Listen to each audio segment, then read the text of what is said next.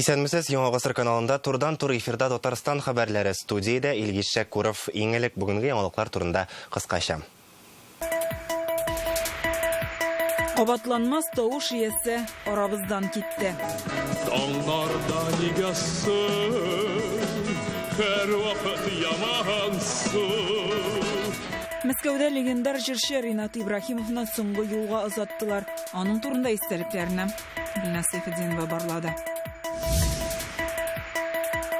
Чәчү терлексилек һәм индустриаль парк эшчәнлеге.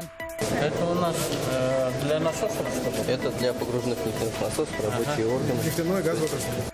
Рөстәм Миңнеханов чистай халкы алдына нинди бурычлар куя? Бу хакта Рания Абдрахманова. Тарихта без эзлебез нәсел шәҗәрәләре конкурсы тәмамланды.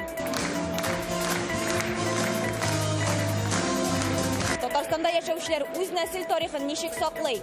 Динә Исамдинова күрде. РСФСР һәм ТАССРның халык артисты Ринат Ибрахимов арабыздан китте. Аңа 74 яшь иде. Президент Рөстәм Миңнеханов артистның хатыны Светланага кайгы уртаклашу телеграммасын юллый. Ринат Ибрахимов дөнья буйлап миллионнарның күңелен яулаган легендар җырчы. Югары һөнәри осталык һәм намуслы хезмәтен күп санлы дәүләт бүләкләре белән бәялиләр. Дуслык ордены, фидакар хезмәт өчен медале. Ул Габдулла Тукай исемендәге дәүләт премиясе лауреаты да. Ринат Ибрахимов һәрвакыт зур җаваплылыгы, хезмәт сөючәнлеге, кешеләргә яхшы мөгамәләсе белән аерылып торды. Сәләтле шәхес турындагы якты истәлек безнең күңелләрдә мәңге сакланыр диелә. Рөстәм Миңнеханов, Минтимер Шәймиев, Фәрит Мөхәммәтшин, Алексей Песошин, Әсгать Сәфәров һәм башка рәсми затлар кул куйган кайгынамәдә. Ринат Ибрахимов белән Мәскәүнең Җәмигъ мәчетендә хушлаштылар. Туганнары, якыннары, артистны яраткан һәм хөрмәт иткән тамашачысы. Аны соңгы юлга озатырга меңләгән кеше килгән иде. Җырчы, композитор, продюсер, кино режиссеры, күп кырлы талант иясе. Аңа 74 яшь кенә була. Танылган артист гомеренең соңгы көнендә дә сәхнәдә, репетициядә булган.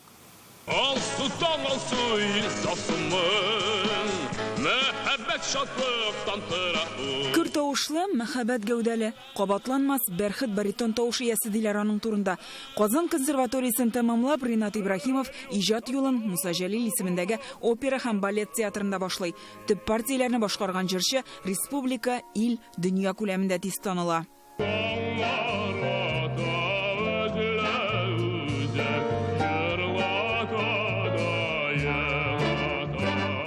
Ринат Ибрахимов 5 телдә җырлаган. Репертуарында йөзләгән халык җырлары, эстрада һәм опера әсәрләре, романс, арияләр. Ни генә башкарса да күңелгә үтеп керә ала. Инде җитсәм дә, мин сиңа сабыймын. Күңелең назлары, күзеңнән таныймын. Ринат Ибрахимов концертлары белән бөтен СССРны йөреп чыга, 40лап альбом чыгара, соңгы көннәренә кадәр гастрольләргә йөрүдән, чыгыш ясаудан туктамый. Хәзер дуслар, бергәләп бер танылган җырлыйбыз. Ул җырны мин 71 елда гастрольдә Свердловскида беренче тапкыр тыңладым. Аны автор җырлады. Сара Садыкова. Беренче мәхәббәт. Таң белән бергә уяна торган була, 5 вакыт намазын калдырмый, үзен кинода сынап карый, тапшыруларда яратып катнаша, китаплар яза. Хатирәләр тупланган китабын да Казанда тәкъдим иткән иде. Төрле чараларга, башкалыга килгән вакытта аның чыгышлары, интервьюлары архивларда саклана. Гади, ихлас булуы белән үзенә җәлеп итә иде. Ялындырып тормый, шунда ук хисләре белән уртаклашып, җырлап та җибәрә иде. Сиңа кайткач кына туган ягым, күкрәгемә шатлык сыймады. Что бы вокруг вас не говорили, не обращайте на это внимания, никакого внимания. Если вы уверены в том, что вы делаете правильно, что Аллах юлында торасыз, то не обращайте внимания. Шундай тормыш асылларына нигезләнеп яши ул. Үз юлы, үз эше, фикере булган онытылмас шәхес. Мәскәүдә Җәмигъ мәчетенә аның белән хушлашырга йөзләгән кеше килде. Халыкны яратучы кешеләр киткәндә, мин үземне яраткан кешене югалткан кебек булам. Чөнки халык бит ул без, һәрберебез безнең шул халык.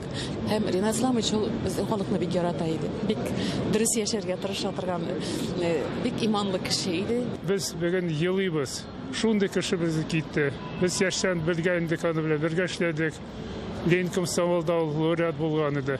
Бик без аны яраттык. Ринаттан соң Китай целая эпоха. Ренат является не только гордостью России, татарского народа. Ренат Россия татар халкының гына горурлыгы түгел иде, дөнья күләмендә танылды. Тавышы алтын да, көмеш тә түгел, бриллиант. Рус-татар повороте иде чыннан да зур көтелмәгән югалту. Потери невосполнимы. В памяти Ренат остается человеком очень... Бүйек җырчыбызны соңгы юлга озатабыз. Кечкенәдән аны тыңлап үстек. Шәхсән дә таныш идем. Ренат яхшы күңелле, максатчан кеше булып хәтердә калачак. Хажи буларак, уразаны тотып, намазларын укып, гаиләсен, балаларын үзебезнең хак динебез, ислам динебездә тәрбияләгән кеше һәм ихлас күңелдән мөселманнарга файдалы булырга, мохтаҗларга файдалы булырга диеп, хәерле гамәлләр кылган кешене бүген мәңгелек ахират йортына озаттык. Иосиф Давыдович ушел. Кызганыч, шундый җырчылар китте. Йосиф Кобзон, Муслим Агамаев юк инде, менә Ренат та китте.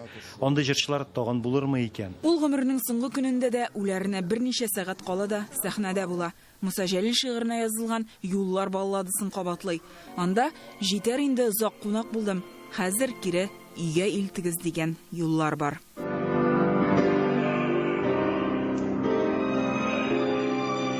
Гөлназ Сайфетдинова, Дина Газалиева, Александр Ярошов, Дмитрий Шилов, Яңа гасыр каналы.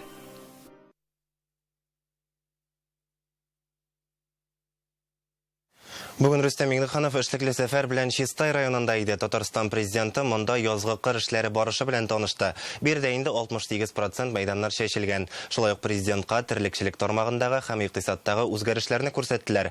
Ул санкцияләрнең Чистай индустриаль парк резидентларына нинди тәэсир ясавы белән дә кызыксынды. Район үсешенә җитәкчелек нинди бәя бирде? Чистай хуҗалыклары мөгезле эретерлек башын нишләп киметкән? Рания Абдрахманова репортажы.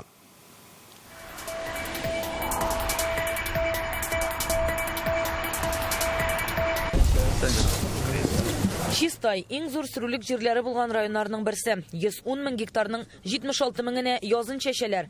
Хәзер эш бодай, арпа, рапс, көнбагыш кырларында гөрли.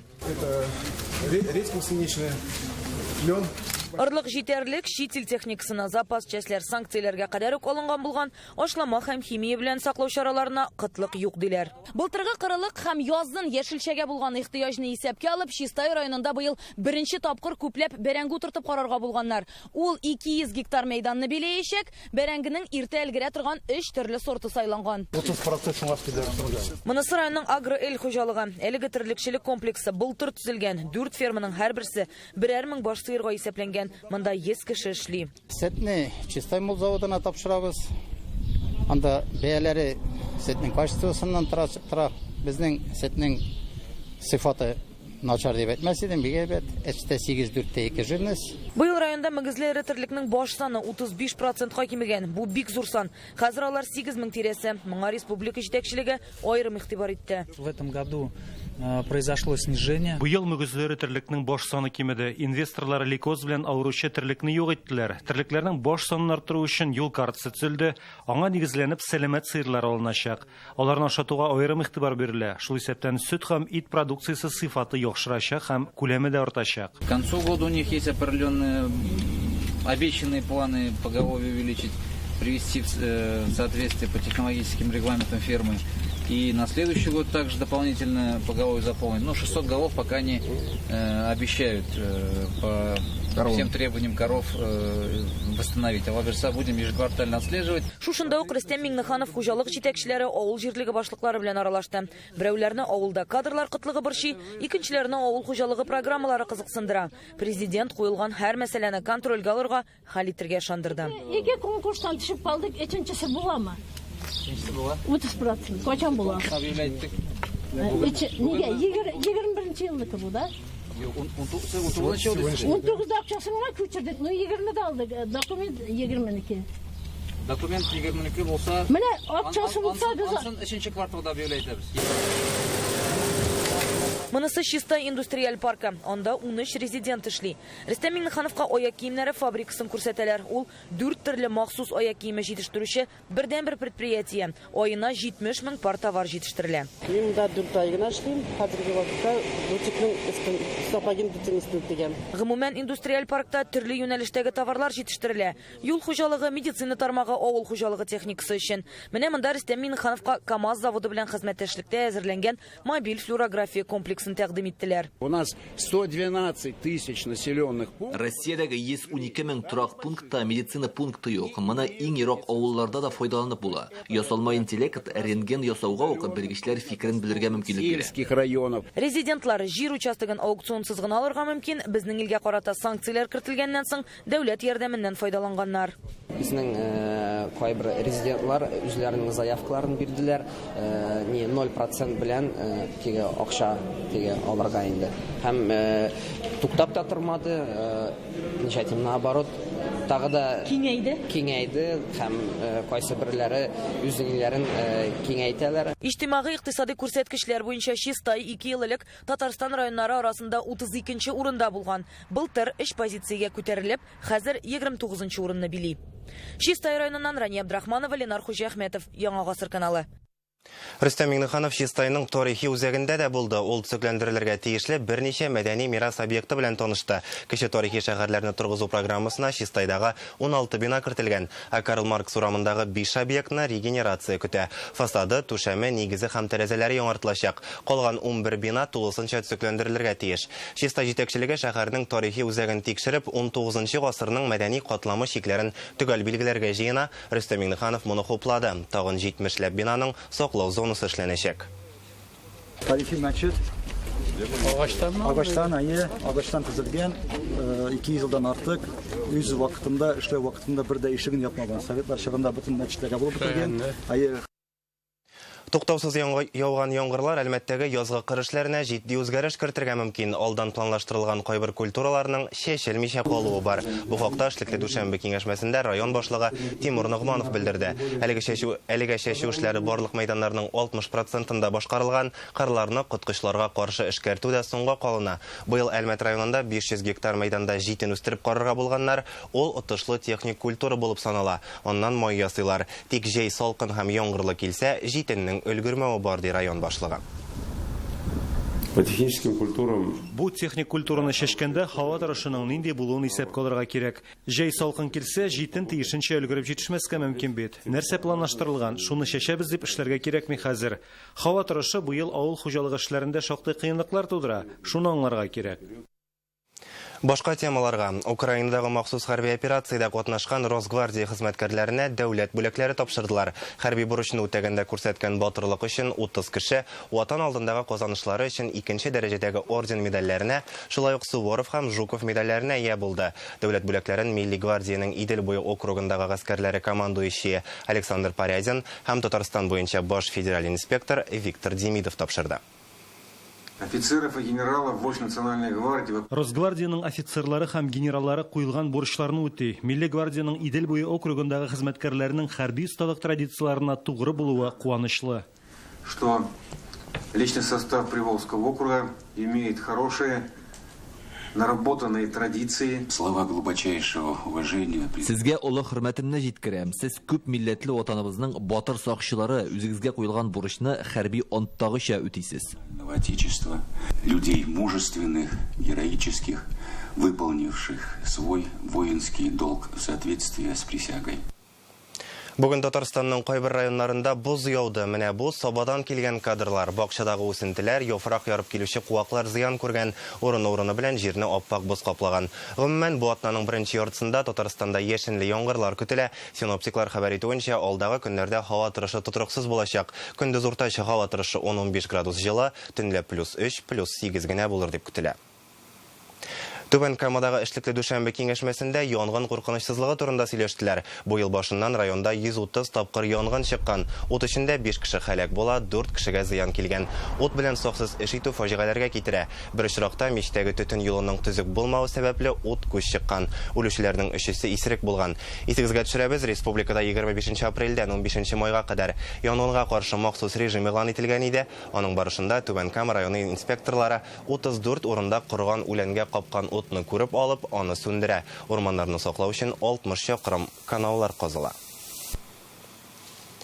Яңа М12 трассасында Идел елгасы аша күпер төзиләр бүгенгә 355 субай кагылган. Елганың уң ярында күпернең өске катламын урнаштырырга әзерләнәләр. Миша елгасы аша салынучы күпернең исә хәзерге вакытта 6 терәген ясыйлар. М12 трассасының барлык узынлыгы буенча алып карасак, хәзер 27 урында күперләр төзелә, ясалма корылмалар салына. Нәтиҗәдә аларның саны 41-гә җитәргә тиеш. Исегезгә төшерәбез, М12 трассасын төзергә әзерлек узган елның августында башланды. Ул Казан белән Мәскәү арасын 2 тапкыр тизрәк узу мөмкинлеген бирәчәк. Бүген сатып алучыларга бәясе отышлы булган халыкчан автомобиль кирәк. КамАЗ бу ихтыяҗга нәрсә дип җавап бирә ала? Бу хакта Реальное время интернет газетасыннан укыгыз. Татарстанда халкыбызның милли бәйрәме Сабан туен үткәрү көннәре билгеле булды. Президент Рөстәм Миңнеханов шул хактагы указга кул куйган. Авылларда һәм район үзәкләрендә бәйрәм 11, 12 һәм 13 июньдә булачак, Чаллыда 18 июньдә көтелә. Казанда исә гореф-гадәтләрне җыр, биюле, халык уеннарын берләштерүче татар халкының төп бәйрәме 19 июньгә билгеләнгән. Татарстан президенты Рөстәм Миңнеханов Караван рус халык бәйрәмен уздыру көнендә билгеләде. Ул 28 майда гадәттәгечә Лаиш районы Никольское авылында узачак. Бүген Казанда тарихта без эзлебез дип аталган нәсел шәҗәрәләре конкурсына нәтиҗә ясадылар. Җиңүчеләрне Галиәскәр Камал театры сәхнәсендә Дәүләт Совет рәисе Фәрит Мөхәммәтшин бүләкләде. Әлеге фестивальдә республиканың 36 гаиләсе катнашкан. Аларның гаилә тарихына гына түгел, үзләренең гыйлемлелегенә дә таң каласың. 17-20 буынга кадәр ата-бабаларын белүчеләр бар. Конкурста беренче урынны яулаган нәселдә исә 700-гә якын кеше исәпләнә. Кунакларны бүген әнә шулай җыр бию, сый-хөрмәт күрсәтеп каршы алдылар. Казанда пешкән шулпа, бәлеш, чәкчәк һәм кабартмалар һәркем күңеленә хуш килә. Татарстан Дәүләт Советы рәисе Фәрит Мөхәммәтшин тарихта без эзлебез конкурсында финалга чыгучылар белән танышты. Республика шундый күркәм гаиләләре белән дан тота ди ул. Күп балалы, тарихын белә торган гаиләләр республикада елдан-ел күбәя. Менә шушындый олы бәйрәм бу. Бу рәхмәт сүзе республика җитәкчелеге исеменнән шушындый үрнәк гаиләләргә үрнәк алырга урын бар.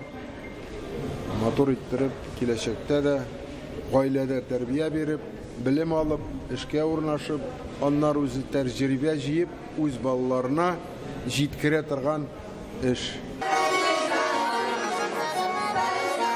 Саба районыннан булган Ахунҗан нәселендә 700-гә якын кеше исәпләнә. 18 гасырда яшәгән ата-бабаларына кадәр беләләр. Бөтенесен туплап шәҗәрә ясаганнар. Күркәм гадәтләре ел саен Ахунҗан нәселе Сабан туена җыелу. Безнең Ахунҗан нәселендә беребезне алып, беребезне куя торган күп җитәкчеләребез бар, күп атказанган исемнәр алган егетләребез бар. Татарча көрәш белән Россия чемпионнары, дөнья чемпионнары бар. Һәр гаиләдә үзенчәлекле һәм буыннан буынга күчеп килүче тарихи ядкәрләр саклана. Ул айрыша да тәмле чәк-чәк пешерү усулы, киемнәр, китаплар булырга мөмкин. Менә бу 19 гасырга караучы Коръән басмасы да шундый тарихи ядкәрләрнең берсе. Казанда яшәүче Дикиннар нәселен музыкага мәхәббәт берләштерә. Алар гаиләсендә буыннан буынга күчеп килгән борынгы скрипка бар. Это скрипка 18 века. Бу 18 гасыр скрипкасы безгә Антонның бабасыннан калган мирас. Иремнең әти-әнисе аны кадерләп саклаган. Дед, когда был на войне, Минем бабам хәрби хезмәттә булганда аңа бу скрипканы бүләк иткәннәр. Галиәскәр Камал театры сәхнәсендә Буа районыннан Латыповлар Нәгыймуллиннар гаиләсе. Нәселләре борынгы. Нәгыймуллиннар ягыннан 17, Латыповлардан 12 буынны барлаганнар. Татар халкының танылган актрисасы Галия Кайбицкая да аларның туганы. Бүре нәселе менә бу. Бүре нәселе? Яшелме. Әйе, зәңгәр белән тотына торган Нәгыймуллиннар гаиләсе, әйме? Ул 3 җирдә тоташа Нәгыймулла белән Фатыйма әбием, Зәйдулла белән Биби Сәлимә әбием, Биби Сәлимә дә Фатыйма да алар бүре нәселеннән. Мин хәзер кияүгә чыгам инде бүре нәселенә бүре нәселе булып татаган. Быел тарихта без эзлебез нәсел шәҗәрәләре фестивалендә Татарстанның 36 районыннан берәр гаилә катнашкан. Шуларның 6-сы конкурсның финалына чыга. Җиңүчеләрне бүген игълан иттеләр. Алар Саба районыннан Ахунҗан нәселе. Киләсе елга фестиваль 5-нче тапкыр оештырылачак. Конкурсның 1-нче юбилей елында катнашучыларның саны тагын да артыр дип ышана оештыручылар. Динәк Самдинова, Гадел Миндубаев, Яңа Гасыр каналы. Qozonning парк һәм скверларында татар биюләрен башкаручы һәм саф татарча сөйләүче яшьләр чыгыш ясаячак. Май аеннан хәрәкәттә бәрәкәт һәм сөйлә дип аталучы проектлар урамда дәвам итә. Исегезгә төшерәбез, бу чаралар февраль аенда башланган иде. Анда Qozonның 40 мәктәбеннән 700-гә якын укучы катнашкан.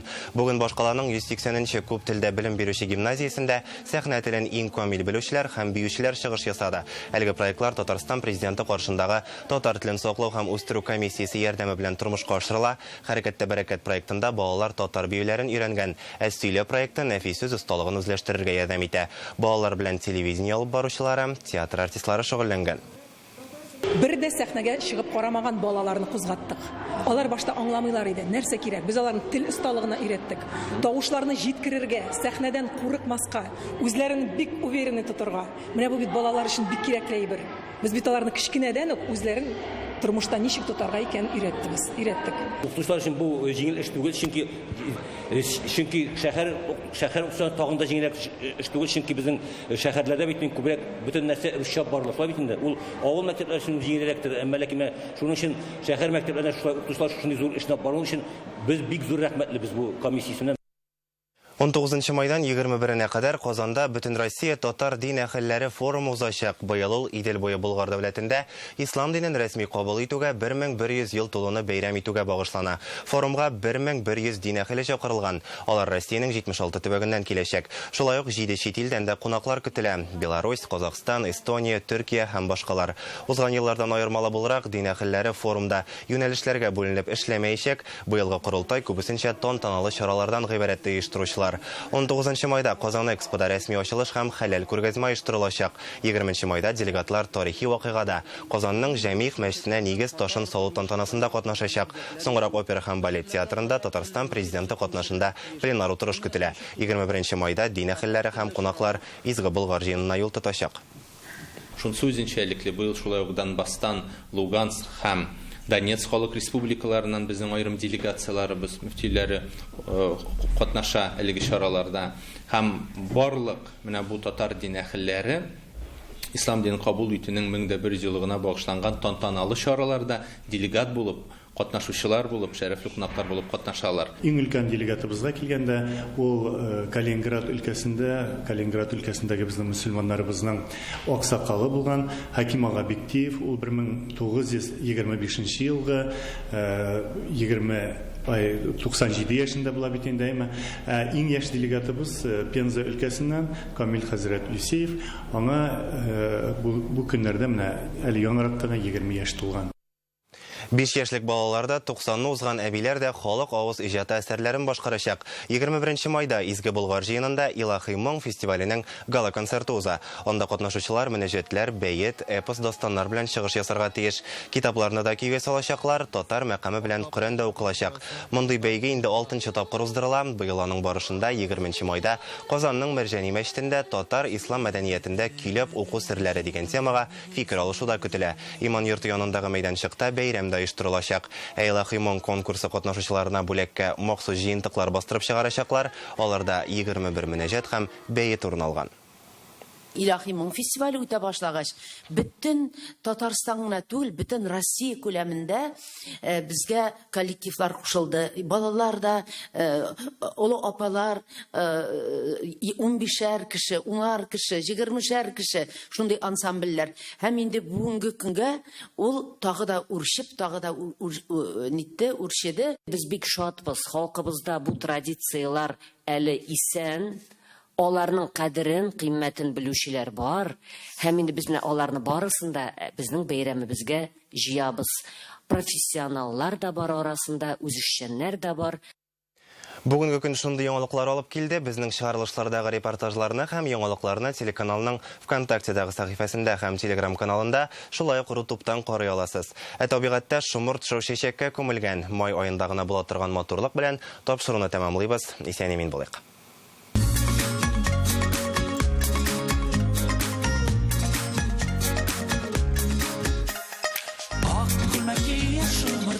Нигасым яздагына татлы сөю мизгилләре булган бит азгагына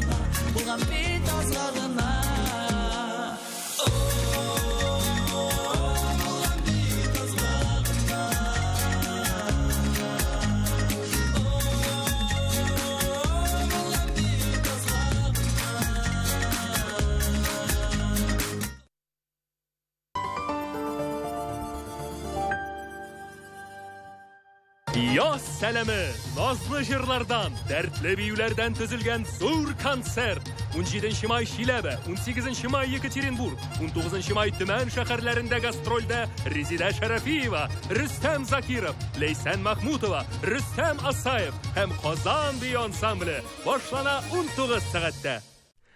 Квартиры почти в рассрочку. Переплата на весь период всего 91 тысяча рублей за 30 лет. Акбарсдом. Дом там, где мы. КТ легких. Низкодозовый протокол за 1900 рублей. Телефон в Казани 205-205-0. 205-205-0.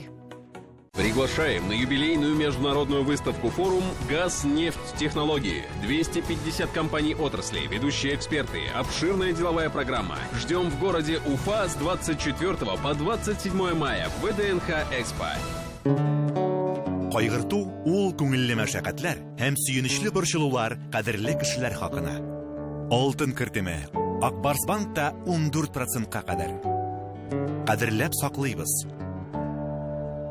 Мини-мисс Татарстан 2022. Финал 21 мая в Филармонии. Начало в 16:00. Телефон 29 010 29. Подробности на сайте kassir.ru. Возрастное ограничение 0+. Кәрим Тинчурин театрында Кара Пулат музыкаль спектакле. Илюся Хужина, Артур Исламов, Илгиз Мөхәддинов һәм башка сәхнә йолдызлары. 18, 19, 20, 21, 22 май көннәрендә рәхим итегез.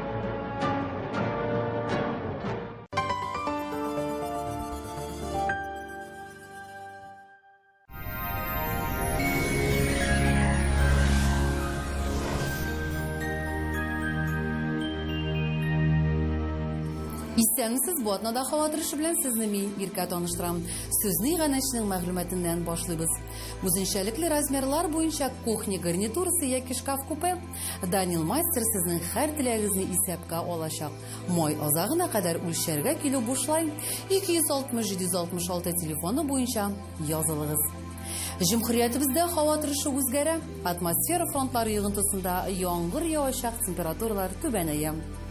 Яндекс погода мәгълүматы буенча көньяк көнчыгышта Бөгелмә Баулазнака Әлмәттә алмашынучан болытлы һава, яңгыр көтелә 13 градус җылы. Төньяк көнчыгышта Түбән Кама, Яршалы, Алабугада сүрән көн температура 14 градус.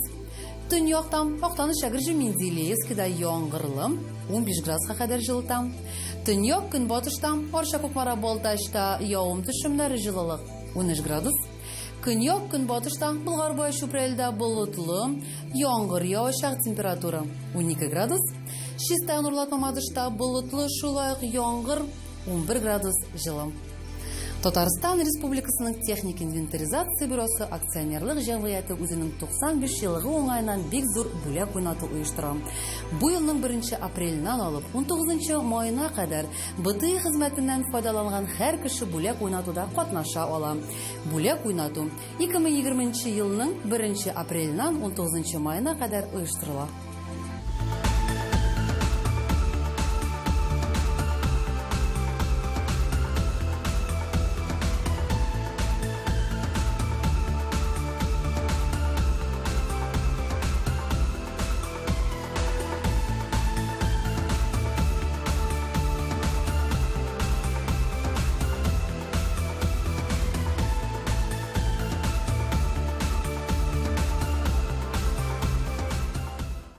Боль в коленях становится пыткой. Поставили мне протез, а он не прижился. Встать на ноги я не смогла. В Доктор Ост пообещали помочь спасти уцелевший сустав без операции. С помощью инъекций нового поколения мы научились восстанавливать утраченные хрящевые ткани и возвращать подвижность сустава. От протезирования я отказалась. Очень надеюсь вылечить оба колена и больше не вспоминать про боль никогда. Доктор Ост федераль шелтәрнең медицина үзәге сезгә операциясез һәм авыртусыз умыртка баганасы һәм буыннар белән булган проблеманы хәл итүдә ярдәм итә. 12 ел дәвамында Россиянең 10 шәһәрендә клиника табиблары ярдәмендә 70 меңгә якын операциянең кирәге калмый. Мәркәзебез Казанда болытлы көн, яңгыр яучак. Температура көндез 11-13 градус жылы. Жел көнчыгыштан уртача тизлектә яңгыр вакытында көчәя. Атмосфера басымы төркемеш баганасына 742 мм тәшкил итә. Һаваның чагыштырмача дымлылыгы 76%, җирнең магнит кырытыныш. Һава торыш турында әлегә менә шулай да көннәргез куанычлы үтсен.